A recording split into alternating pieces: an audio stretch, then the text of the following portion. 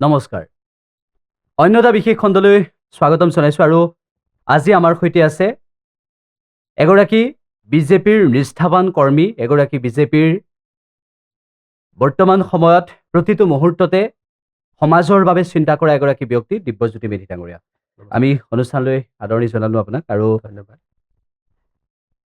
বিজেপিত যোগদান কৰাৰ পিছৰে পৰা আপোনাৰ নেতৃত্বত যিকেইটা কাৰ্যসূচী হৈছে আৰু আপুনি যিকেইটা কাৰ্যসূচীত ওতঃপ্ৰোতভাৱে জড়িত আছে, আপোনাৰ নেতৃত্বত বুলিয়েই নকওঁ, আপুনি যিকেইটা কাৰ্যসূচীত ওতঃপ্ৰোতভাৱে জড়িত আছে, সেই কাৰ্যসূচীবোৰৰ কথা আমি উল্লেখ কৰিব লাগিব। তাৰ ভিতৰত প্ৰথমতে আৰম্ভ কৰিব বিচাৰিছোঁ, বহু কাৰ্যসূচী আছে, তাৰ ভিতৰত আমাৰ দৃষ্টিত আটাইতকৈ চৰ্চিত এটা কচুতলিৰ প্ৰসংগ, যিটো প্ৰসংগক লৈ ৰাজ্য তোলপাৰ হ'ল, যিটো প্ৰসংগক লৈ মুখ্যমন্ত্ৰী ডক্টৰ হিমন্ত বিশ্ব শৰ্মাই উচ্ছেদক লৈ এটা কঠোৰ স্থিতি গ্ৰহণ কৰিবলৈ আৰম্ভ কৰিলে আৰু সেই গোটেই কাৰ্যসূচীটোত আপুনি কেনেকুৱা ধৰণৰ এটা সবল ভূমিকা পালন কৰিছিল সেয়া আমি দেখিছিলোঁ। কি ক'ব? আচলতে কচুতলি নামৰ এই এলেকাটো প্ৰায় 15 কিলোমিটাৰ এলেকা বিস্তাৰিত আৰু এই এলেকাটোত ষ্টাৰ চিমেণ্ট হোৱাৰ পিছত বনোৱা সূত্ৰে অসমৰ বিভিন্ন প্ৰান্তৰ পৰা সেই অঞ্চললৈ মানুহ প্ৰব্ৰজিত হৈছিল। জনজাতীয় আৱেষ্টনীৰ এলেকা হোৱাৰ পিছতো এই অঞ্চললৈ বিভিন্ন চৰ এলেকাৰ পৰা মানুহৰ সোঁত বয় আৰু মূলতঃ তেওঁলোকে ষ্টাৰ চিমেণ্টত বনোৱা হিচাপে কাম কৰিবলৈ আহি যেতিয়া এবছৰ দুবছৰ ষ্টাৰ চিমেণ্টত থাকে, তাৰপিছত এই মানুহখিনি এই কচুতলি এলেকাত নিগাজীভাৱে থাকিবলৈ ল'লে আৰু এই কচুতলিৰ পৰাই সমগ্ৰ ডিমৰীয়াত বিভিন্ন ধৰণৰ অপৰাধমূলক কাম কাজৰ ঘাটিলৈ ৰূপান্তৰিত হ'ল। এই সমগ্ৰ অপৰাধমূলক কাম কাজৰ ঘাটিটো কচুতলি হৈ পৰিল। ইয়াক লৈ আমি সন্থাৰ মাজত আছিলোঁ, তেতিয়াও এই অঞ্চলটোত উচ্ছেদ চলাব লাগে বা ইয়াত যিসকল লোক অবৈধভাৱে বসবাস কৰি আছে, এই লোকখিনিক ইয়াৰ পৰা আঁতৰাই পঠিয়াব লাগে বুলি আমি বিভিন্নবাৰ দাবী উত্থাপন কৰিছোঁ। সেই সময়ত বিভিন্ন কাৰণত গোটেই প্ৰসংগটো তল পৰি থাকিল বা ৰাজপথৰ আন্দোলন কৰাৰ পিছতো এই প্ৰসংগটোৱে বৰ ঠাই নাপালে। আমি যেতিয়া ৰাজনীতিলৈ আহিলোঁ, বিজেপিত যোগদান কৰাৰ পিছত আমি দেখিলোঁ যে নাই, কচুতলিৰ এই সমগ্ৰ এলেকাটোত প্ৰায় 40,000 মান মানুহ অবৈধভাৱে বসবাস কৰি আছে আৰু প্ৰায় প্ৰতি সপ্তাহতে নিশাৰ ভাগত বিভিন্ন চৰ এলেকাৰ পৰা মানুহ ইয়ালৈ আহে, ৰাতিৰ ভিতৰতে ঘৰ বনায়, কিছুমান এনেকুৱা ধৰণৰ কলগছ, তামোল গছ তেওঁলোকে লৈ আহে আৰু সেই এলেকাৰ যিসমূহ খিলঞ্জীয়া মানুহৰ ভূমি অবৈধভাৱে বেদখল কৰি ৰাতিৰ ভিতৰত তেওঁলোকে ঘৰ সাজে আৰু কিছু তাৰে স্থানীয় লোক যিবোৰ আজিৰ পৰা 30 বছৰ বা 20 বছৰ আগতে আহি এতিয়া তেওঁলোকে নিজকে স্থানীয় বুলি ক'ব বিচাৰে, কিন্তু তেওঁলোকো এক প্ৰকাৰ অবৈধ বেদখলকাৰীয়ে, তেওঁলোকে এই সমগ্ৰ ঘটনাটোত নেতৃত্ব দি আছিল। কোনটো ধৰ্মৰ লোক বেছি আছে তাতে? মূলত গোটেই ইছলাম ধৰ্মী লোকেই, আমাৰ হিন্দু ধৰ্মী লোক মাত্ৰ 111টা আছে তাতে, 111টা পৰিয়াল আৰু এই 111টা পৰিয়াল তাতে দ্বিতীয় শ্ৰেণীৰ নাগৰিক হিচাপে প্ৰায় 30 বছৰ ধৰি আছে। তেওঁলোকে বিভিন্ন সময়ত তাতে কালী পূজা পাতিবলৈ বিচাৰে, লক্ষ্মী পূজা পাতিবলৈ বিচাৰে, কিন্তু তেওঁলোকে দ্বিতীয় শ্ৰেণীৰ নাগৰিক হিচাপে জীয়াই আছিল, গতিকে তেওঁলোকে পাতিব বিচাৰিলেও খুব ভাল ধৰণে পাতিব পৰা নাছিল। কোনে বাধা দিছিল? এই যিসকল সন্দেহজনক লোক, যিসকল অচিনাকি মানুহ, তেওঁলোকৰ বাধাৰ বাবে তেওঁলোকে দ্বিতীয় শ্ৰেণীৰ নাগৰিক হিচাপে তাতে বসবাস কৰি আছিল আৰু তেওঁলোকে খেতি বাতি কৰিলেও খেতি কাটি লৈ যায়, গৰুক খুৱাই দিয়ে, মাছ মাৰিবলৈ গ'লে তেওঁলোকক মাৰপিট কৰে, তেনেধৰণৰ এটা প্ৰসংগ তাতে গা কৰি উঠিছিল। আৰু যেতিয়া তাত এনেকুৱা ধৰণৰ এটা পৰিৱেশৰ সৃষ্টি হয়, তেতিয়া সাধাৰণতে আমাৰ হিন্দু মানুহবোৰে বৰ বেছি তেনে মানুহৰ লগত সংঘাতত লিপ্ত হ'বলৈও নিবিচাৰে আৰু চাওঁতে চাওঁতে যেতিয়া কংগ্ৰেছ গভৰ্ণমেণ্টৰ দিন আছিলে, কংগ্ৰেছ চৰকাৰৰ সময়ত এই অঞ্চলসমূহত তাত ৰাস্তা বনাই দিয়া হ'ল, যিসকল অবৈধ বেদখলকাৰী তেওঁলোকক বিদ্যুৎ সংযোগ দিয়া হ'ল, ইন্দিৰা আৱাস যোজনা আছিল তেতিয়া কংগ্ৰেছৰ সময়ত, ইন্দিৰা আৱাস যোজনা ঘৰ পালে, বিভিন্ন ধৰণৰ আঁচনি তেওঁলোকে পায়, গতিকে মোটামুটি জনজাতীয় আৱেষ্টনীত তেওঁলোক স্থায়ী বাসিন্দাই হৈ পৰিল। আমি এই প্ৰসংগটো বিভিন্ন সময়ত চৰকাৰক অৱগত কৰি থকাৰ সময়তে 2024 চনৰ 21 আগষ্টৰ ৰাতি এনেধৰণে 6খন ট্ৰেক্টৰত মায়ং অঞ্চলৰ পৰা পলঙেৰে মানুহ আহি তাত প্ৰৱেশ কৰিবলৈ চেষ্টা চলাওঁতে বৰবিলাত মানুহে ধৰিলে। উম। তেতিয়া ৰাতি প্ৰায় 11:30-12 মান বজিছে। তেতিয়া স্থানীয় মানুহে আমাক খবৰ দিলে, আমি ৰাতিয়ে তালৈকে গ'লোঁ। 3খন ট্ৰেক্টৰ তাৰ পৰা পলাল, বাকী 3খন ট্ৰেক্টৰ তাতে থাকিলে। আমি ৰাইজে ধৰাৰ পিছত সেইখিনি আৰক্ষীক চমজাই দিয়া হ'ল। উম। আৰু তাৰপিছত গোটেই ঘটনাটো ৰাতিপুৱা ভাগত মুখ্যমন্ত্ৰী মহোদয়ক অৱগত কৰা হ'ল আৰু মুখ্যমন্ত্ৰী মহোদয়ে তাৎক্ষণিকভাৱে 22 আগষ্ট তাৰিখে 2024 চনৰ তাত উচ্ছেদ চলাবলৈ নিৰ্দেশ দিলে। ইয়াৰ পিছত 22-23 দুদিন উচ্ছেদ চলিল। 24 তাৰিখে উচ্ছেদ স্থগিত হৈছিল, যিটো ৰাইজে পুনৰ ৰাজপথলৈ ওলাই আহি সোণাপুৰৰ দিগাৰু গেটত ৰাজপথ অৱৰোধ কৰিলে আৰু 24 তাৰিখে পুনৰ উচ্ছেদ চলিল সন্ধিয়া ভাগত। উম। আৰু সেয়া আৰম্ভণি আছিল। উম। এখন সুৰক্ষিত অসম বা এখন সুৰক্ষিত ডিমৰীয়া গঢ়াৰ মুখ্যমন্ত্ৰী মহোদয়ৰ যি সপোন, সেই সপোন বাস্তৱায়িত কৰাৰ ক্ষেত্ৰত আমি সহযোগহে কৰিছোঁ। আমি ডিমৰীয়াৰ উদীয়মান যুৱক হিচাপে সকলো ৰাইজে সেই গোটেই ঘটনাত সহযোগিতা আগবঢ়াইছে আৰু সকলোৱে সহযোগিতা কৰাৰ বাবে আজি এই সমগ্ৰ ঘটনাটো সফল হৈছে। আৰু আজি যদি আমি চাই যে কচুতলিৰ এই উচ্ছেদ অভিযানৰ এক সফল ৰূপ পোৱাৰ বাবেই অসমৰ বিভিন্ন প্ৰান্তত একেদৰেই যিসমূহ সন্দেহজনক নাগৰিকে, যিসমূহ অচিনাকি লোকে এনেধৰণে চৰকাৰী ভূমিসমূহ বেদখল কৰি ৰাখিছে বা আমাক খিলঞ্জীয়া মানুহৰ ভূমি বেদখল কৰি ৰাখিছে, সেই সকলো বেদখল উচ্ছেদ কৰিবলৈ মুখ্যমন্ত্ৰী মহোদয়ে এক প্ৰচেষ্টা কৰিছে আৰু খিলঞ্জীয়া মানুহক সুৰক্ষিত কৰিবলৈ মুখ্যমন্ত্ৰী মহোদয়ে পদক্ষেপ গ্ৰহণ কৰিছে।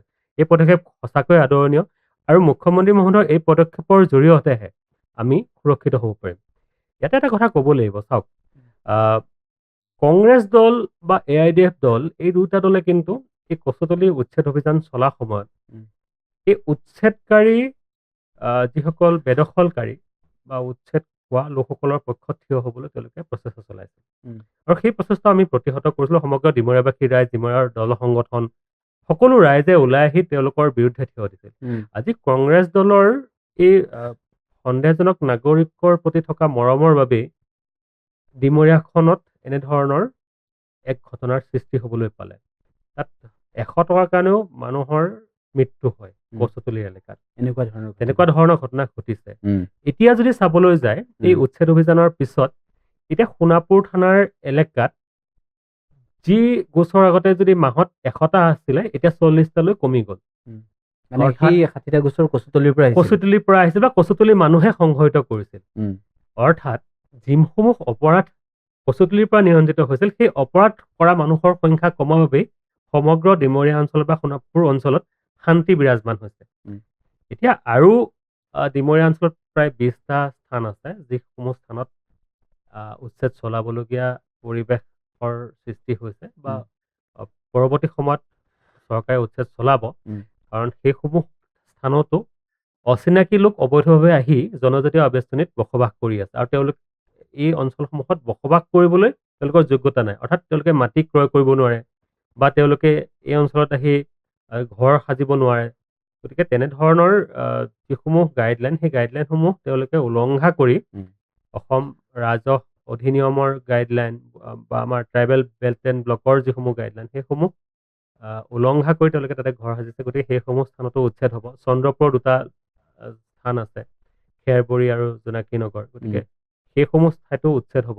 গতিকে আমি আশা কৰোঁ যে এখন সুৰক্ষিত ডিমৰীয়া আমি গঢ়িব পাৰিম আৰু সেই আশাৰে আমি মুখ্যমন্ত্ৰী মহোদয়ক এই সমগ্ৰ অভিযানত আমি সহযোগিতা আগবঢ়াইছোঁ। সমগ্ৰ ডিমৰীয়াবাসী ৰাইজে মুখ্যমন্ত্ৰী মহোদয়ক এই কচুতলি উচ্ছেদ অভিযানত সহযোগিতা আগবঢ়াইছে।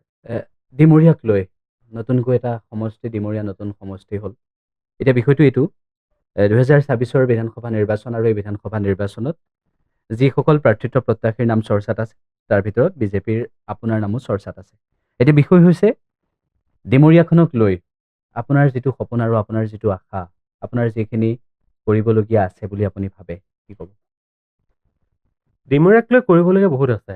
আমি ৰাজধানী সমষ্টিৰ আজি তাৰিখত বাসিন্দা, কিন্তু যদি আমি চাবলৈ যাওঁ যে মন্ত্ৰী পীযুষ হাজৰিকাৰ নেতৃত্বত জাগীৰোড সমষ্টিত যথেষ্ট উন্নয়ন হৈছে, এইফালে খানাপাৰালৈ উন্নয়ন হৈছে, কিন্তু মাজৰ এই ঠাইখিনি ক'ৰবাত উন্নয়ন যি ধৰণে হ'ব লাগিছিল তেনেধৰণে হোৱা নাই।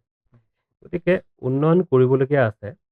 আৰু মুখ্যমন্ত্ৰী মহোদয়ৰ বলিষ্ঠ পদক্ষেপৰ বাবে সমগ্ৰ ডিমৌত উন্নয়ন হৈছে যদিও কিছুমান কাম কৰিবলগীয়া আছে। উম, আজি তাৰিখতো আমি বহুত ক্ষেত্ৰত আমি পিছ পৰি আছোঁ। আমি কিন্তু ৰাজধানী সমষ্টিৰ বাসিন্দা। উম, গতিকে ইয়াত এতিয়া ৰাইজে বিচাৰে যে ৭৮ বছৰে বাহিৰৰ পৰা অহা মানুহেই ইয়াত বিধায়ক হ'ল। স্বাধীনতাৰ ৭৮ বছৰৰ পিছতো উম, ডিমৰীয়াবাসী ৰাইজে এজন নিজৰ বিধায়ক প্ৰস্তুত কৰিব পৰা নাই, সৃষ্টি কৰিব পৰা নাই। উম, গতিকে এইবাৰ ৰাইজে বিচাৰিছে যে নাই, ডিমৰীয়াৰ এজন জন্মসূত্ৰে স্থানীয় যুৱক উম, এইবাৰ ডিমৰীয়া সমষ্টিৰ বিধায়ক হওক। উম, আৰু ৰাইজৰ সেই সপোন পূৰাবলৈ আমিও কিছু চেষ্টা কৰিছোঁ। ৰাইজৰ আকাংক্ষা আছে, ৰাইজে বিচৰাৰ বাবেই আমিও এতিয়া কিছু পৰিমাণে ৰাইজৰ মাজলৈ যাবলৈ চেষ্টা কৰিছোঁ, ৰাইজৰ মনৰ কথা বুজিবলৈ চেষ্টা কৰিছোঁ। অসম চৰকাৰৰ বিভিন্ন আঁচনিৰ কথা ৰাইজৰ মাজলৈ লৈ যাবলৈ চেষ্টা কৰিছোঁ। আৰু ৰাইজে তাৰ ফলাফল বা সুফল কি ধৰণে লাভ কৰিছে সেই কথাবোৰ ৰাইজৰ সৈতে প্ৰত্যক্ষভাৱে আলোচনা কৰিবলৈ ৰাইজৰ মাজলৈ গৈছোঁ, ৰাইজৰ মনৰ কথা আমি বুজিবলৈ চেষ্টা কৰিছোঁ। কিন্তু ৰাইজে এবাৰ প্ৰত্যক্ষভাৱে এটা কথা স্পষ্টকৈ কৈছে উম, যে এবাৰ প্ৰত্যেকটো ৰাজনৈতিক দলেই স্থানীয় মানুহক অগ্ৰাধিকাৰ দিয়ক। উম, কেৱল বিজেপি বুলিয়েই নহয়, সকলো ৰাজনৈতিক দলকে এইবাৰ ডিমৰীয়াবাসীৰ ৰাইজে, ডিমৰীয়া সমষ্টিৰ ৰাইজে আহ্বান জনাইছে যে এবাৰ স্থানীয় হওক। ৭৮ বছৰে এজন বিধায়ক সৃষ্টি কৰিব নোৱাৰাটো ডিমৰীয়াৰ বাবে এটা দুৰ্ভাগ্যজনক বিষয়। গতিকে এইবাৰ ৰাইজে আশা কৰিছে যে এইবাৰ প্ৰত্যেকটো ৰাজনৈতিক দলেই ডিমৰীয়াৰ স্থানীয় ব্যক্তিক অগ্ৰাধিকাৰ দিব আৰু ডিমৰীয়াখনৰ উন্নয়ন স্থানীয় মানুহেহে কৰিব। উম, তেনেধৰণৰ এটা কথা চলিছে আৰু সামাজিক মাধ্যমতো তুমুল প্ৰচাৰ চলিছে এই কথাটোক লৈ পেলাই। বহু মানুহে বাতৰি কাকতত সম্পাদকীয় পৃষ্ঠাত আৰ্টিকেল লিখিছে। গতিকে তেনেধৰণৰ কথাই এটা কথা স্পষ্ট কৰে যে এইবাৰ ডিমৰীয়াৰ মানুহে এজন স্থানীয় লোকক বিধায়ক হোৱাটো বিচাৰিছে উম, আৰু ডিমৰীয়াৰ উন্নয়নৰ বাবে সেই কথাটো অতিকে প্ৰয়োজনীয়। উম। আহ, আপুনি এসময়ত সদৌ অসম ছাত্ৰ সন্থাত আছিল। তাৰ আগলৈ আমি গুচি গৈছোঁ যে আপুনি এগৰাকী অভিযন্তা হিচাপে বহুখিনি আৰু অন্য দিশেৰে বহুখিনি যাব পাৰিলেহেঁতেন, কিন্তু আপুনি ৰাজনীতিৰ পথটো বাছি ল'লে। এইটো কিয়? মই আচলতে এক্সিডেণ্টেল পলিটিচিয়ান। মই ৰাজনীতি কৰিম বুলি কেতিয়াও ভবাও নাছিলোঁ বা এনেকুৱা সপোনো নাছিলে। কিন্তু নেতৃত্ব দিয়াৰ এটা মানসিকতা সৰুৰে পৰা আছিলে। স্কুল কেপ্টেইন আছিলোঁ। তাৰপিছত মই পঢ়া বিদ্যালয়খনত এইবাৰ ৭৫ বছৰ সম্পূৰ্ণ হ'ব ২০২৭ চনত। গতিকে ২০২৬ চনৰ পৰাই তাৰ প্ৰস্তুতি চলিছে। গতিকে সেই স্কুলখনৰ প্ৰথমতে মই তৰ্ক বিভাগৰ সম্পাদক আছিলোঁ ৮ম শ্ৰেণীত পঢ়ি থাকোঁতে। তাৰপিছত ৯ম পঢ়ি থাকোঁতে মই আলোচনী বিভাগৰ সম্পাদক আৰু তাৰপিছত মই সাধাৰণ সম্পাদক হ'লোঁ। উম, তাৰপিছত মোৰ গোটেই ৰাজনৈতিক পৰিক্ৰমাটো মানে আচলতে মোৰ, যিহেতু মই বিজ্ঞান শাখাৰ ছাত্ৰ আছিলোঁ, মোৰ তাতে মানে পৰিসমাপ্তি ঘটিব বুলি ভাবিছিলোঁ। কিন্তু মই গুৱাহাটীলৈ পঢ়িবলৈ অহাৰো পৰিকল্পনা আছিলে, কিন্তু কিবা এটা কাৰণত মই আকৌ ডিমৰীয়া কলেজত পঢ়িবলগীয়া হ'ল। উম, দেউতাৰ কিবা এটা দুৰ্ঘটনা হ'ল, গতিকে মই গুৱাহাটীত নপঢ়ি আকৌ মই ডিমৰীয়া কলেজলৈ পঢ়িবলৈ গ'লোঁ। উম, আকৌ মই সদৌ অসম ছাত্ৰ সন্থাৰ সৈতে মোৰ সম্পৰ্কটো আকৌ থাকি গ'ল। আৰু মই আভিযান্ত্ৰিক শিক্ষা গ্ৰহণ কৰি থাকোঁতেও মই তেতিয়া ডিমৰীয়া আঞ্চলিক ছাত্ৰ সন্থাৰ সভাপতি হৈ আছিলোঁ। গতিকে তেতিয়াও দুদিন সপ্তাহত আমি পাওঁ যে সেই ২টা দিন ছাত্ৰ সন্থা কৰোঁ আৰু উম, বাকী ৫টা দিন অধ্যয়ন কৰোঁ। গতিকে তেনেধৰণে থাকিলোঁ। উম, আহ, যদি মানে কথাটো তেনেকুৱা ধৰণৰ নহয় যে মই চাকৰি কৰিব পাৰিলোহেঁতেন বা কিয় নকৰিলোঁ, কিন্তু চাকৰি কৰাৰ মানসিকতাটো অকণমান বেলেগ ধৰণৰ। কিন্তু ভাবিছিলোঁ যে নাই, অকণমান ইঞ্জিনিয়াৰিং কমপ্লিট কৰাৰ পিছত উচ্চ শিক্ষা আকৌ লওঁ। উম, তাৰপিছত ছ'চিয়লজিত মাষ্টাৰ ডিগ্ৰী কৰিবলৈ গ'লোঁ। ছ'চিয়লজিত বাৰু কমপ্লিট নহ'ল, কিন্তু মই মাছকবত মাষ্টাৰ ডিগ্ৰী কমপ্লিট হৈ গ'ল। তাৰ PhD কৰিবলৈ মন কৰিলোঁ। আৰু যেতিয়া ইঞ্জিনিয়াৰিং কমপ্লিট কৰিলোঁ তেতিয়া ধাৰণা এটা আছিলে যে নাই, অলপ কিছুদিন আকৌ ছাত্ৰ সন্থাটো কৰোঁ। উম, ছাত্ৰ সন্থাৰ শীৰ্ষ নেতৃত্ব ল'বলৈও মানসিকতা এটা আছিলে। আৰু ওলোৱা যেতিয়া মই ইঞ্জিনিয়াৰিং কলেজৰ পৰা ওলাইছোঁ, তেতিয়া মই সদৌ কামৰূপ জিলা ছাত্ৰ সন্থাৰ উপসভাপতি আছিলোঁ। মই সাধাৰণ সম্পাদক হোৱাৰ এটা ইচ্ছা আছিল। তাৰপিছত ২০১৪ অধিৱেশনত মই সাধাৰণ সম্পাদকৰ কেণ্ডিডেট আছিলোঁ যদিও সেইবাৰ নহ'লোঁ। তাৰপিছত আকৌ ২০১৮ত মই সাধাৰণ সম্পাদক হ'লোঁ। গতিকে তেনেধৰণে ৰৈ যাওঁতে ৰৈয়ে গ'লো আৰু তেনেকুৱা ধৰণৰ এটা ঘটনা ঘটিল আৰু তাৰপিছত আৰু আহ, যিহেতু ৰাইজৰ সৈতে জড়িত হৈ থাকিলো, গতিকে এইটো দিশতে বেছিকে মনোনিৱেশ কৰিলো। গতিকে এতিয়া ৰাইজৰ সেৱাতে নিজকে আত্মনিয়োগ কৰিছো আৰু আহ, কাম কৰি ভাল লাগে, ৰাইজৰ হকে কাম কাজ কৰি ভাল লাগে, কাম উম, কাজ কৰি ভাল পাওঁ আৰু ডিমৰীয়াক লৈ পেলাই সপোন দেখিছো। কাৰণ দীঘলীয়াকে ডিমৰীয়াৰ সমাজ জীৱনৰ সৈতে জড়িত হৈ আছো। 2000 চনত ছাত্ৰ সন্থাৰ জৰিয়তে পোনপ্ৰথমে এই সামাজিক জীৱনলৈ আহিছিলো আৰু আজি প্ৰায় 25টা বছৰ মই ডিমৰীয়া সমাজ জীৱনৰ সৈতে জড়িত হৈ আছো। উম, গতিকে ডিমৰীয়াৰ প্ৰতিখন গাঁৱৰ সুখ দুখ বা ভাল বেয়া সকলোৰ সৈতে মোৰ এটা আৱেগ জড়িত হৈ আছে। গতিকে জিলা ছাত্ৰ সন্থা কৰোঁতো মানে গোটেই কামৰূপ মহানগৰ জিলাখনেই মোৰ এলেকা পৰিছিলে। গতিকে চন্দ্ৰপুৰ বা আজিত মোৰ গুৱাহাটীৰ 3টা ৱাৰ্ড পৰে, 46, 49, 52। গতিকে সেইবোৰ ৰাইজৰ সৈতেও এটা মোৰ সম্পৰ্ক আছে। গতিকে যিহেতু এইটো পথ বাছি ললো, গতিকে এতিয়া এইটো পথেৰে আগবাঢ়িব লাগিব আৰু যদি সেইটোৱে মই গম পাইছো, যদি ডিমৰীয়াত বন্ধুত্বমূলক প্ৰতিদ্বন্দ্বিতা হয়, অসম গণ পৰিষদেও যদি প্ৰাৰ্থী দিব বিচাৰে, বিজেপিও প্ৰাৰ্থী দিয়ে, তেতিয়া প্ৰত্যাহ্বান আহিব নেকি বিৰোধীৰ পৰা?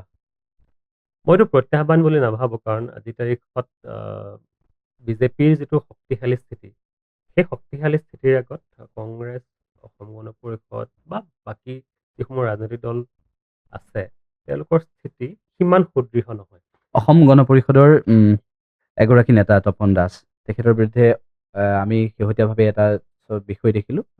তেখেতে অনুসূচিত জাতিৰ প্ৰমাণপত্ৰৰ নামত এটা তেখেতৰ বিৰুদ্ধে অভিযোগ উত্থাপন হৈছে, বিতৰ্কত সোমাই পৰিছে। অসম গণ পৰিষদৰ সেই নেতাগৰাকী চৰ্চাত আছে। অসম গণ পৰিষদৰ সেই নেতাগৰাকী জানিব পৰা তথ্য অনুসৰি অসম গণ পৰিষদৰ সভাপতি আৰু কাৰ্যকৰী সভাপতিৰ সৈতে খুব ভাল নিবিড় সম্পৰ্ক, ঘনিষ্ঠ সম্পৰ্ক। এতিয়া বিষয়টো হৈছে, যদি অসম গণ পৰিষদে তপন দাসক প্ৰাৰ্থী হিচাপে প্ৰক্ষেপ কৰিব বিচাৰে আৰু সেই সমষ্টিটো বিজেপিৰ পৰা অসম গণ পৰিষদক লাগে বুলি যদি দাবী কৰে, তেনেহলে কি হ'ব আৰু এই বিতৰ্কটোক লৈ আপুনি কি ক'ব? এটা কথা স্পষ্ট যে আজিৰ তাৰিখত বিজেপিৰ ডিমৰীয়া সমষ্টিত স্থিতি সুদৃঢ়। 2024 চনৰ লোকসভা নিৰ্বাচনত ডিমৰীয়া সমষ্টিয়ে কংগ্ৰেছ দলতকৈ বিজেপি দলক 56,000 ভোট বেছিকৈ দিছে। লিড আছিলে 56,000। গতিকে সেই ভোটখিনি আজিৰ তাৰিখত নিশ্চিতভাৱে বিজেপিৰ ভোট আৰু সেইখিনিৰ হৰণ ভগন নহয়। তপন দাস ডাঙৰীয়া অসম গণ পৰিষদৰ সাধাৰণ সম্পাদক, ডিমৰীয়া সমষ্টিত তেওঁ কুচকাৱাজ চলাইছে। মোৰ শুভকামনা আছে। যিটো বিতৰ্কৰ কথা কৈছে, সেই বিতৰ্কটো মই ইতিমধ্যে সংবাদ মাধ্যমত দেখিছোঁ। এতিয়া তেওঁৰ সেই বিতৰ্কটোৰ সমগ্ৰ কথাখিনি তেওঁ নিজে ক'ব পাৰিব। আচলতে তেওঁ তপন দাস নে তেওঁ তপন ডেকা, কিন্তু আমি যিখিনি দেখিছোঁ সংবাদ মাধ্যমত, তেওঁৰ পিতৃৰ উপাধিটো ডেকা আৰু তেওঁ কেনেধৰণে অনুসূচিত জাতিৰ প্ৰমাণপত্ৰ উলিয়াইছে সেইটো তেওঁৰ ব্যক্তিগত বিষয়। সেই বিষয়ত মই মন্তব্য দিবলৈ নাযাওঁ। যিহেতু এই সমষ্টিটো অনুসূচিত জাতিৰ বাবে সংৰক্ষিত সমষ্টি, গতিকে ইয়াত অনুসূচিত জাতিৰ ৰাইজ আছে। গতিকে তেওঁলোকে বিশ্লেষণ কৰিব এই সমষ্টিটোত কোন প্ৰাৰ্থীক প্ৰাৰ্থিত্ব দিলে ৰাইজে ভোট দিব নিদিব। আৰু মোৰ ধাৰণাৰে অসমৰ মাননীয় মুখ্যমন্ত্ৰী ডক্টৰ হিমন্ত বিশ্ব শৰ্মা ডাঙৰীয়াই এই বিষয়টোত এক দৃঢ় পদক্ষেপ ল'ব যে এই সমষ্টিটো বিজেপিৰ ৰাখিলে ভাল নে অসম গণ পৰিষদে ৰাখিলে ভাল। কিন্তু আমি আশা কৰোঁ, যিহেতু আমি বিজেপি দল কৰিছোঁ, গতিকে বিজেপিৰ পক্ষতে এই দলটো এই সমষ্টিটো থাকিব আৰু বিজেপি দলে ইয়াত ভাল প্ৰদৰ্শন কৰিব আৰু এটা সমষ্টি, ডিমৰীয়া সমষ্টিটোক মুখ্যমন্ত্ৰীক উপহাৰ দিবলৈ আমি সক্ষম হ'ম। মুখ্যমন্ত্ৰী ডক্টৰ হিমন্ত বিশ্ব শৰ্মাৰ যি সপোন, সেই সপোনক সাকাৰ ৰূপ দিবলৈ বিজেপিৰ প্ৰতিগৰাকী কৰ্মীয়ে প্ৰতিটো মুহূৰ্তত চেষ্টা কৰে। ডিমৰীয়া সমষ্টিত যদি আপোনালোকে মুখ্যমন্ত্ৰীগৰাকীৰ সপোন বাস্তৱত ৰূপায়িত কৰিবলৈ বহুখিনি পদক্ষেপ পূৰ্বতেও গ্ৰহণ কৰিছে, এতিয়াও গ্ৰহণ কৰি আছে। অসমৰ প্ৰতিটো প্ৰান্ততে বৰ্তমান সময়ত চৰ্চা হৈছে যে বিৰোধী ঐক্য হৈছে আৰু সেইবাবে বিজেপিক বা মুখ্যমন্ত্ৰী ডক্টৰ হিমন্ত বিশ্ব শৰ্মাক প্ৰত্যাহ্বান জনাব পৰাকৈ বিৰোধী ঐক্যৰ শক্তি আছে, গৌৰৱ গগৈৰ শক্তি আছে। ৰাজনৈতিক এটা প্ৰশ্ন কৰিছোঁ আপোনাক। সেই গৌৰৱ গগৈৰ বা বিৰোধীৰ শক্তি, গৌৰৱ গগৈ, অখিল গগৈ, লুৰিণজ্যোতি গগৈৰ যি একত্ৰিত শক্তি, তাৰ বিপৰীতে ভাৰতীয় জনতা পাৰ্টিৰ শক্তি। বিধানসভাত কিবা প্ৰভাৱ পৰিব নে নপৰে? আজিৰ তাৰিখত গৌৰৱ গগৈ অসমত ফেক্টৰ নহয় বুলি আমি ভাবোঁ। উম, বিধানসভাত মই বিশেষ কোনো প্ৰভাৱ পৰিব বুলি নাভাবোঁ। মোৰ উম, সমষ্টিত যদি যায়, উম, গৌৰৱ গগৈ গ'লে হাৰ্ডলি 1000 পৰা 2000 মানুহ হয়, আৰু হিমন্ত বিশ্ব শৰ্মা ডাঙৰীয়া গ'লে 10 পৰা 20,000 মানুহ হয়। গতিকে পাৰ্থক্য স্পষ্ট। উম, গতিকে অসমৰ ৰাইজে আজিৰ তাৰিখত হিমন্ত বিশ্ব শৰ্মা ডাঙৰীয়াক হিয়া উজাৰি মৰম দিছে আৰু উম, মৰম দিব, কাৰণ তেওঁ খিলঞ্জীয়া ৰাইজৰ স্বাৰ্থত কাম কৰিছে। আৰু গৌৰৱ গগৈ ডাঙৰীয়াই অবৈধ বাংলাদেশী মানুহৰ স্বাৰ্থত বা যিসমূহ সন্দেহজনক নাগৰিক যিয়ে সত্ৰৰ ভূমি বেদখল কৰিছে বা যিয়ে আজিৰ তাৰিখত খিলঞ্জীয়া মানুহৰ ভূমি বেদখল কৰি জনজাতীয় আৱেষ্টনীৰ থকা মানুহৰ প্ৰতি শংকা কঢ়িয়াই আনিছে, তেনে মানুহৰ পক্ষত থিয় দিছে। সেইটো স্পষ্ট কথা। উম, আজি যদি আমি কচুতলিৰ কথাটোকে মই আকৌ প্ৰসংগ হিচাপে লওঁ, তেনেহ'লে কচুতলিৰ উচ্ছেদৰ সময়ত 13জনকৈ কংগ্ৰেছৰ বিধায়ক গৈ সেইখিনি মানুহৰ পক্ষত থিয় দিব লগা হৈছে, আৰু থিয় দিবলৈ যাওঁতে ডিমৰীয়াবাসী ৰাইজে তেওঁলোকক কচুতলিত সোমোৱা ৰাস্তাটোৰ পৰা বাধা দিছে। উম, গতিকে ৰাইজ কাৰ লগত আছে সেইটো কথা স্পষ্ট। উম, আজি 13জনকৈ বিধায়ক গৈ মেলি তেওঁলোকে উচ্ছেদিত মানুহৰ পক্ষত থিয় দিয়া সময়ত ডিমৰীয়াৰ ৰাইজে কিন্তু তেওঁলোকৰ বিৰুদ্ধে থিয় দি তেওঁলোকক সোমাবলৈ নিলে ৰাজপথৰ পৰাই বিদায় দিছে। উম, আৰু সেই পৰিৱেশটো হয়তো সংবাদ মাধ্যম যোগে আপোনালোকেও দেখিছে। গতিকে আজিৰ তাৰিখত কংগ্ৰেছ আৰু AIDFৰ যিটো স্থিতি, উম, সেয়া কিন্তু সন্দেহজনক নাগৰিক বা এই অচিনাকি মানুহৰ পক্ষত। আৰু এইখিনি মানুহৰ উচ্ছেদৰ বাবে বা এইখিনি মানুহক বিতাড়নৰ বাবে অসমৰ লাখ লাখ মানুহে বছৰ বছৰ ধৰি আন্দোলন কৰি আহিছে। অসম আন্দোলনৰ প্ৰেক্ষাপট আপোনালোকে জানে। অসম আন্দোলনৰ প্ৰেক্ষাপটটোৰ আজি প্ৰায় 40টা বছৰ পাৰ হৈ গ'ল। উম, তাৰপিছতো ঐতিহাসিক অসম চুক্তি স্বাক্ষৰিত হ'ল, 4টা দশক যোৱাৰ পিছতো এই সমস্যাটো সমাধান হোৱা নাই। এতিয়া আজিৰ তাৰিখত অসমৰ মাননীয় মুখ্যমন্ত্ৰী ডাঙৰীয়াই উম, বা বিজেপি দলে এটা কঠোৰ স্থিতি গ্ৰহণ কৰিছে যে নাই, নহয়, এইখিনি মানুহক আমি অকমান কষ্ট দিব লাগিব, উম, এইখিনি মানুহক আমি হেঁচাত ৰাখিব লাগিব, আৰু নহ'লে কাইলৈ বৰদোৱা দখল কৰিব, কাইলৈ বৰপেটা সত্ৰ দখল কৰিব, কাইলৈ সেই গুৱাহাটীখনো দখল কৰিব। উম, গতিকে আমি আমাৰ অসমখন বা আমাৰ ডিমৰীয়াখন আমি সুৰক্ষিত কৰি ৰাখিব লাগিব, আৰু এই সুৰক্ষিত কৰি ৰাখিবলৈ হ'লে এনেধৰণৰ কিন্তু কঠোৰ স্থিতি লোৱাৰ প্ৰয়োজনীয়তা আছে, যিটো স্থিতি গৌৰৱ গগৈয়ে ল'ব পৰা নাই, যিটো স্থিতি বাকী ৰাজনৈতিক দলসমূহে ল'ব পৰা নাই। উম, গতিকে অলপমানতো কঠোৰ হ'ব লাগিব। উম, আৰু যদি আমি কঠোৰ নহওঁ, এইখিনি মানুহতো আমাৰ নিজৰ মানুহ নহয়, এইখিনি মানুহ অবৈধ বিদেশী। আজি তেওঁলোকে স্পষ্টভাৱে ক'ব নোখোজিলেও কিন্তু এইবোৰ মানুহৰ যদি আপুনি লিগেচিটো চায়, তেনেহ'লে তেওঁলোক বাংলাদেশৰে মানুহ। এইটো কথা অপ্ৰিয় হ'লেও সত্য। আৰু এইখিনি মানুহক লৈ পেলাই কংগ্ৰেছে ৰাজনীতি কৰে। গতিকে কংগ্ৰেছৰ মিয়া প্ৰীতি বা কংগ্ৰেছৰ এই সন্দেহজনক মানুহৰ প্ৰতি যিটো মৰম, এই মৰমটো শেষ হ'লেহে তেওঁলোক কিন্তু মূল খিলঞ্জীয়া মানুহে তেওঁলোক আদৰি ল'ব। উম। এগৰাকী বিজেপিৰ প্ৰাৰ্থী হিচাপে বিভিন্ন সমষ্টিত 126টা সমষ্টিত বিজেপিৰ প্ৰাৰ্থী হিচাপে যোগ্য হ'বলৈ হ'লে, টিকট পাবলৈ হ'লে কি কি যোগ্যতা লাগে বুলি আপোনাৰ মনত ধাৰণা হয়? নে লাগে নে কিবা নালাগে? চাওক, মই বিজেপি দলৰ এজন কৰ্মী। উম, দলে যদি বিবেচনা কৰে কাইলৈ ডিমৰীয়া সমষ্টি বা আন কোনোবা সমষ্টিত মই নিৰ্বাচন খেলিব লাগে, তেনেহ'লে মই নিৰ্বাচন খেলিম। কিন্তু মই আজিৰ তাৰিখত দলৰ হৈ পেলাই সেৱা কৰিছোঁ। দলে মোক যদি কাইলৈ টিকট দিয়ে, মই প্ৰাৰ্থীত্ব আগবঢ়াম। আৰু দলে যদি কোনোবা বেলেগ মানুহকো তাতে প্ৰাৰ্থীত্ব দিয়ে, তেতিয়াহ'লে মই সহযোগিতা কৰিম। উম, গতিকে আমি এই দলটোত আমাৰ কোনো ব্যক্তিগত কথা নাথাকে, উম, আৰু ইয়াত আমাৰ কাৰণে দেশ প্ৰথম, দল দ্বিতীয়, আৰু ব্যক্তিত্বটো বা চেল্ফটো শেষত। গতিকে আমি নিজকে শেষত ৰাখি আমি দলৰ আৰু ৰাষ্ট্ৰৰ সেৱাৰ কাৰণে আমি আত্মনিয়োগ কৰিছোঁ। আৰু বিগত যিকেইটা বছৰ আমি বিজেপি কৰিলোঁ, সেইটোকে আমাক দলে শিকাইছে, আৰু তেনেধৰণে আমি ৰাইজৰ মাজলৈ গৈছোঁ। গতিকে ইয়াত দলে কাক বিবেচনা কৰে সেইটো দলৰ ওপৰত নিৰ্ভৰ কৰিব। আমি দলৰ কাম কৰিবলৈহে আমি একোজন সেৱক, আৰু দলৰ সেৱা কৰিছোঁ, ৰাষ্ট্ৰৰ সেৱা কৰিছোঁ, ৰাইজৰ সেৱা কৰিছোঁ। ইতিমধ্যে কিমানটা সমষ্টিত বিজেপিয়ে প্ৰতিদ্বন্দ্বিতা কৰিব সেয়া প্ৰায় এক প্ৰকাৰ মুখ্যমন্ত্ৰীগৰাকীয়ে ইংগিত দিছিল। এতিয়া বিষয় এইটোৱেই যে যিটো সময়ত প্ৰধানমন্ত্ৰী নৰেন্দ্ৰ মোদীয়ে অসম তথা উত্তৰ পূৰ্বাঞ্চলক অষ্টলক্ষ্মীৰ দিশেৰে চাই অষ্টলক্ষ্মী বুলি প্ৰধানমন্ত্ৰীগৰাকীয়ে অভিহিত কৰে।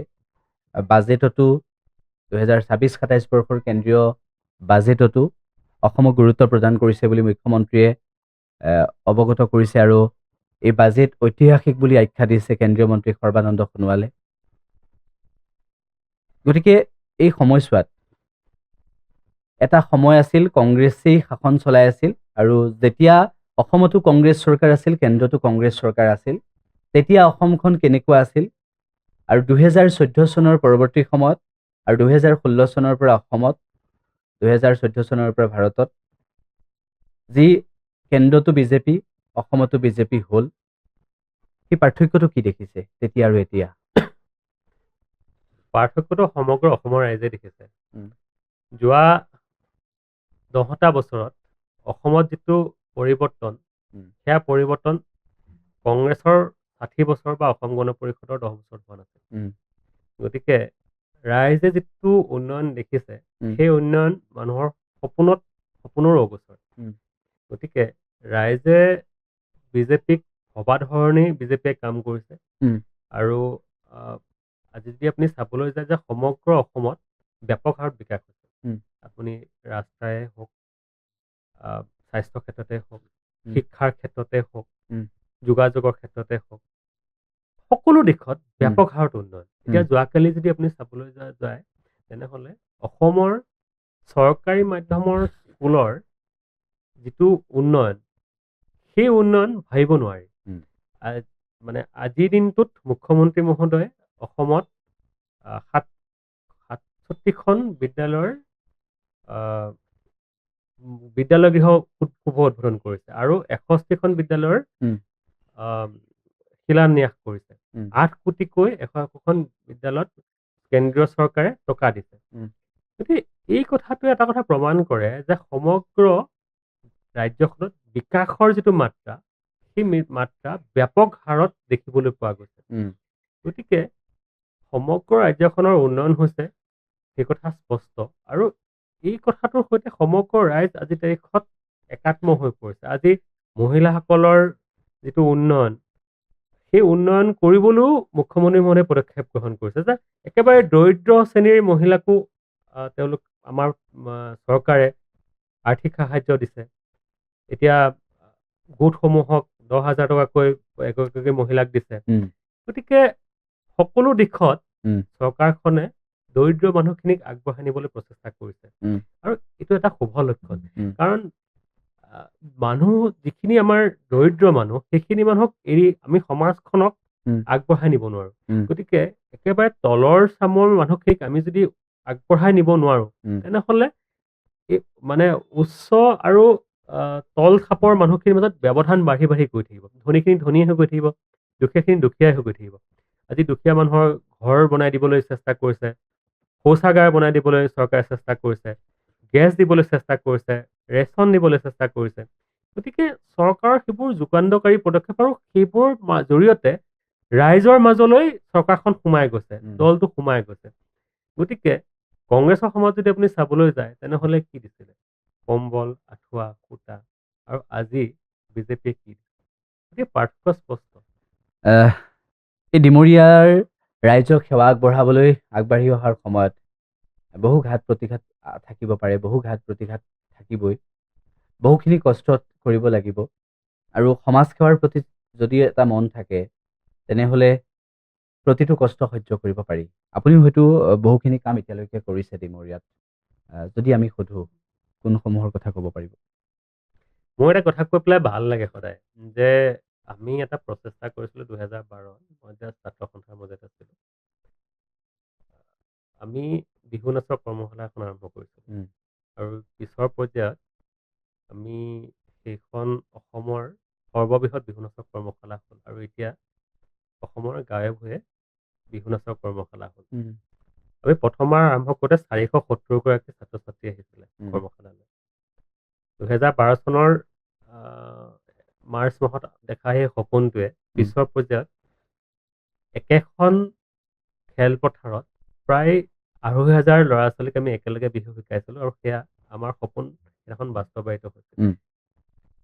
আমি সেই কাৰ্যসূচীৰ জৰিয়তে বিভিন্ন পৰিয়ালক আমি সংযোগ ঘটাইছিলোঁ আৰু আমাৰ ভাল লাগিছিল সেই সময়ত যে অসমৰ বাহিৰৰ যিসমূহ ল'ৰা-ছোৱালী বিভিন্ন সামৰিক ঘাটিত সোণাপুৰত তেওঁলোক থাকে।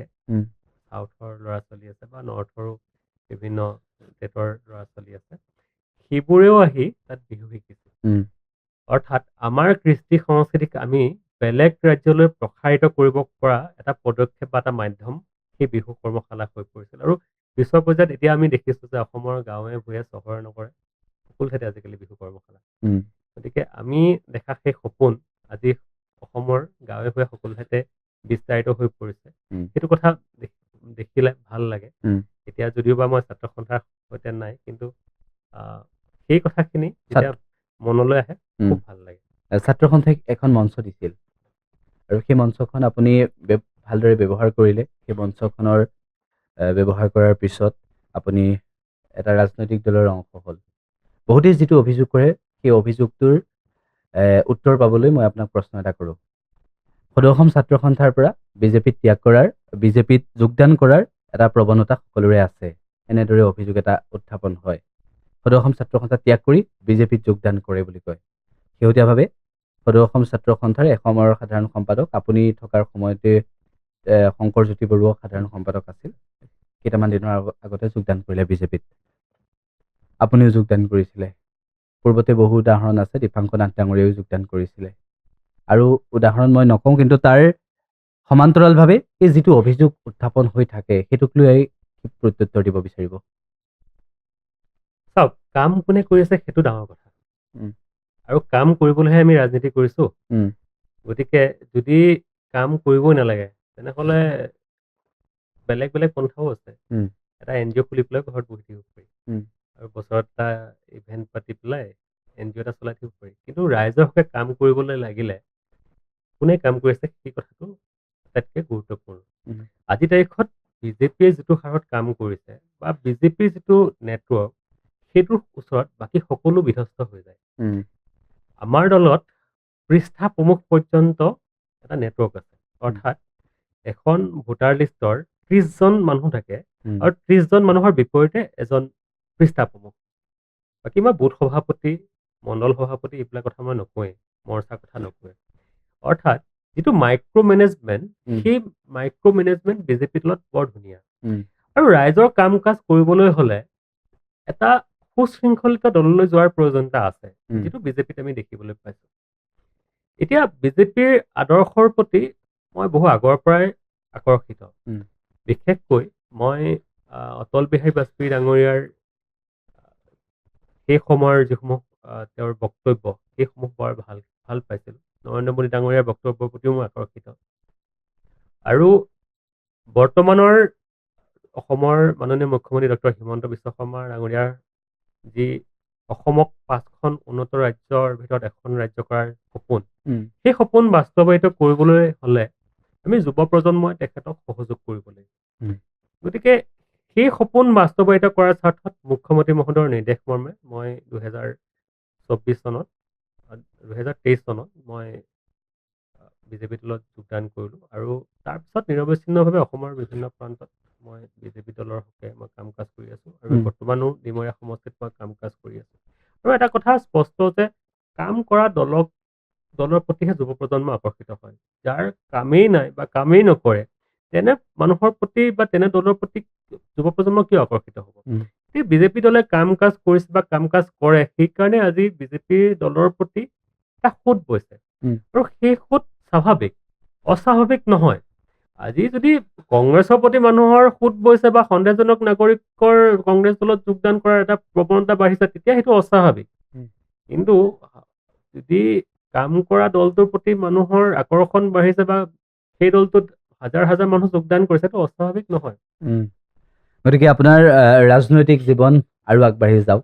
ডিমৰীয়া ৰাইজে এগৰাকী নেতা পাওক, যিগৰাকী নেতাৰ জৰিয়তে ডিমৰীয়া সমষ্টিৰ উন্নয়ন হয়। আপুনি হওক বা আন এগৰাকীয়ে হওক, ডিমৰীয়া ৰাইজে নিৰ্বাচন কৰিব আৰু বিজেপি দলেও এগৰাকী যোগ্য প্ৰাৰ্থীক ডিমৰীয়াত দিব। সেই আশাও সকলোৱে কৰিব, ডিমৰীয়া ৰাইজে কৰিব। অনুষ্ঠানৰ শেষত কি ক'ব? ডিমৰীয়া বিধানসভা সমষ্টিটোত ডিমৰীয়াৰ প্ৰায় 2,28,000 ভোটাৰ আৰু এই 2,18,000 ভোটাৰে এইবাৰ নিৰ্ধাৰণ কৰিব যে ডিমৰীয়া সমষ্টিৰ পৰৱৰ্তী বিধায়ক কোন।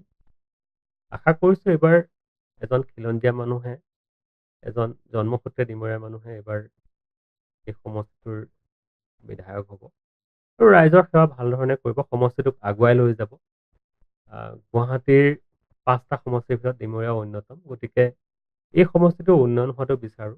আমাৰ এই অঞ্চলটোত শিক্ষা দীক্ষাৰ ফালৰ পৰা যথেষ্ট পিছপৰা। এতিয়াও বহু ঠাইত স্কুল নাই। অসম মেঘালয় সীমান্তৱৰ্তী এলেকাত বহু ঠাইত স্কুল নাই। এতিয়াও বহু সমস্যাৰে জৰ্জৰিত। এতিয়াও আমি যদি চাবলৈ যাওঁ যে বহু মানুহে আজিৰ তাৰিখতো নিজৰা পানী খায়। এনেকুৱা ধৰণৰ সমস্যা বহুত আছে আৰু এই এটা দুখীয়া অঞ্চল, আৰ্থিকভাৱে পিছপৰা অঞ্চল, গতিকে অধিকাংশ মানুহে কৃষিজীৱী। গতিকে এই অঞ্চলটোক আমি আত্মনিৰ্ভৰশীল হোৱাটো বিচাৰোঁ আৰু পৰৱৰ্তী বিধায়কজনে ডিমৰীয়া সমষ্টিটোক সুৰক্ষিত আৰু আত্মনিৰ্ভৰশীল হোৱাটো এটা তেওঁৰ মনোবাঞ্ছা হোৱাটো উচিত। গতিকে আমাৰ গোটেই কথাটো এনেধৰণৰ যে আমি ডিমৰীয়াখনক সুৰক্ষিত আৰু আত্মনিৰ্ভৰশীল ডিমৰীয়া কৰাৰ এটা নতুন যাত্ৰাত আমি খোজ দিছোঁ আৰু আমি আশা কৰোঁ যে আমি ডিমৰীয়াখনক আত্মনিৰ্ভৰশীল কৰিব পাৰিম, কাৰণ এই অঞ্চলৰ কৃষিজীৱী ৰাইজক সুসংগঠিত কৰি গুৱাহাটীৰ বজাৰখনত যদি আমি সকলো বস্তু উভৈনদী কৰিব পাৰোঁ, তেনেহ'লে কৃষকসকলে উপযুক্ত তাৰ মূল্য পাব আৰু কৃষকসকলো ধনী হ'ব। আজি আমি এটা কথা ক'ব লাগিব যে আমি যিসমূহ পাচলি খাই আহিছোঁ সেইসমূহ চহৰত উৎপাদিত পাচলি আৰু এই অচিনাকি মানুহবোৰেই কৰি আছে। এই পাচলিবিলাকত অত্যাধিক হাৰত সাৰ দিয়াৰ বাবে, অত্যাধিক হাৰত কীটনাশক দ্ৰব্য দিয়াৰ বাবে আজি আমাৰ বেমাৰ হৈছে আৰু এইসমূহ খাই আমি এটা সময়ত ৰোগীয়া হৈ পৰিছোঁ আৰু আমি ইয়াৰ চিকিৎসা কৰিবলৈ হায়দৰাবাদলৈ গৈছোঁ, চেন্নাইলৈ গৈছোঁ, দিল্লীলৈ গৈছোঁ, মুম্বাইলৈ গৈছোঁ। অৰ্থাৎ আমাৰ টকাখিনি চিকিৎসাৰ ব্যয়ৰ নামত আমি বাহিৰলৈ লৈ গৈ আছোঁ বা বাহিৰত গৈ পেলাই ব্যয় কৰি আহিছোঁ। এতিয়া আমি যদি জৈৱিক পদ্ধতিৰে আমি ডিমৰীয়াতেই এই সকলো সামগ্ৰী উৎপাদন কৰিব পাৰোঁ আৰু গুৱাহাটীৰ বজাৰত আমি আমাৰ খিলঞ্জীয়া মানুহক, আমাৰ থলুৱা মানুহক এই পাচলি, মাছ, মাংস, গাখীৰ বা অন্যান্য যিসমূহ আমাৰ অত্যাৱশ্যকীয় সামগ্ৰী, এইসমূহ যদি উৎপাদন কৰি আমি গুৱাহাটীৰ মানুহক আমি খুৱাব পাৰোঁ, তেনেহ'লে ৰাইজেও কম পইচাত ভাল বস্তু পাব আৰু এই ভৱিষ্যতে বেমাৰৰ নামত যিসমূহ আমি টকা বাহিৰত গৈ পেলাই ব্যয় কৰিব লগা হয় বা এটা বেমাৰৰ নামত এটা পৰিয়াল ধ্বংস হৈ যায়, এই সমগ্ৰ বিষয়টোত কিন্তু আমি পৰিসমাপ্তি ঘটাব পাৰিম। গতিকে আমি সুৰক্ষিত ডিমৰীয়াৰ লগে লগে আমি আত্মনিৰ্ভৰশীল ডিমৰীয়া আমি গঢ় দিবলৈ বিচাৰিছোঁ আৰু সেই সপোন আমি দেখিছোঁ আৰু সমগ্ৰ ডিমৰীয়া সমষ্টিৰ যিসমূহ খেতি পথাৰ আছে, সেই খেতি পথাৰসমূহত আমি জলসিঞ্চনৰ যোগেৰে বছৰেকত 2-3টা আমি যাতে খেতি কৰিব পাৰোঁ তেনেধৰণৰ পৰিকল্পনা আমি আৰম্ভ কৰিছোঁ আৰু ইতিমধ্যে আমিও মোৰ নিজৰ অলপ তেনেধৰণৰ কৃষি আৰু পশুপালন আছে, গতিকে আমি তাত ইতিমধ্যে তেনেধৰণৰ এটা পদক্ষেপ আমি আৰম্ভ কৰিছোঁ। আমি বিচাৰোঁ যে সমগ্ৰ ডিমৰীয়াৰ যিমানবোৰ খেতিপথাৰ আছে, সকলো খেতিপথাৰ প্ৰতি মাহে সেউজীয়া হৈ থাকক, তাৰ শস্যৰে আমি গুৱাহাটীৰ বজাৰত আমি সকলো সামগ্ৰী উভৈনদী কৰিব পাৰোঁ আৰু মানুহক ভাল বস্তু খুৱাই আমি অচিনাকি মানুহবোৰৰ যিটো মাৰ্কেটত তেওঁলোকৰ যিটো দপদপনি, সেই দপদপনি নিশেষ কৰিব পাৰোঁ। ৰাইজে ভাল বস্তু খাওক, ৰাইজে নিৰোগী হৈ থাকক আৰু বেমাৰ নোহোৱাকৈ সুস্বাস্থ্যৰ তেওঁলোকে গৰাকী হওক, সেই কথাটো আমি বিচাৰিছোঁ আৰু তাৰ কাৰণে আমি সমগ্ৰ ডিমৰীয়াৰ যুৱচামক লৈ পেলাই এটা পৰিকল্পনা কৰিছোঁ। আমি মৎস্য উৎপাদনৰ কাৰণে, দুগ্ধ উৎপাদনৰ কাৰণে, পশুপালনৰ কাৰণে, কৃষিৰ কাৰণে আমি এটা পৰিকল্পনা কৰিছোঁ আৰু সেই পৰিকল্পনা বাস্তৱায়িত কৰিবৰ কাৰণে আমি মুখ্যমন্ত্ৰী মহোদয়ৰ সহযোগিতা বিচাৰিম। ভৱিষ্যত কৃষি বিভাগৰ আমাৰ সহযোগিতা লাগিব। ইতিমধ্যে আমি কৃষি এটা পদক্ষেপ আমি আৰম্ভ কৰিছোঁ আৰু সমগ্ৰ ডিমৰীয়াৰ এই কৃষি বিপ্লৱৰ যোগেৰে আমি ভৱিষ্যত এখন আত্মনিৰ্ভৰশীল আমি ডিমৰীয়া গঢ়িব পাৰিম। আমি সেই আশাত আমি আশাবাদী। আপোনাৰ যি সেউজ বিপ্লৱৰ সপোন, সেই সপোন বাস্তৱায়িত হওক। আপোনাৰ যি ৰাজনৈতিক যাত্ৰাৰ সপোন, সেয়াও বাস্তৱায়িত হওক। আৰু আজিৰ অনুষ্ঠানলৈ অহাৰ বাবে ধন্যবাদ জ্ঞাপন কৰিছোঁ। আমি আকৌ কেতিয়াবা লগ হ'ম, আকৌ কিছু কথা পাতিম, আকৌ ৰাজনীতিৰ কথা পাতিম আৰু বিধানসভা নিৰ্বাচনৰ এই সময়ছোৱাত বিজেপিৰ ক্ষেত্ৰত আপুনি যেনেদৰে যিখিনি কৰি গৈছে, তাৰ বাবেও হয়তো দলে আপোনাক এগৰাকী যোগ্য প্ৰাৰ্থী হিচাপে বিবেচনা কৰিব, আমি সেয়াও আশা কৰোঁ। ইয়াৰ লগে লগে অনুষ্ঠান সামৰিছোঁ। ধন্যবাদ। মই সমগ্ৰ অসমবাসী ৰাইজৰ পৰা, ডিমৰীয়াবাসী ৰাইজৰ পৰা আশীৰ্বাদ বিচাৰিলোঁ ভৱিষ্যতত আমি যাতে ডিমাবাসী ৰাইজক সেৱা আগবঢ়াবলৈ সকলোৱে আশীৰ্বাদ দিয়ে। তাৰ বাবে সকলোৰে ওচৰত মই সেৱা জনালোঁ। ধন্যবাদ।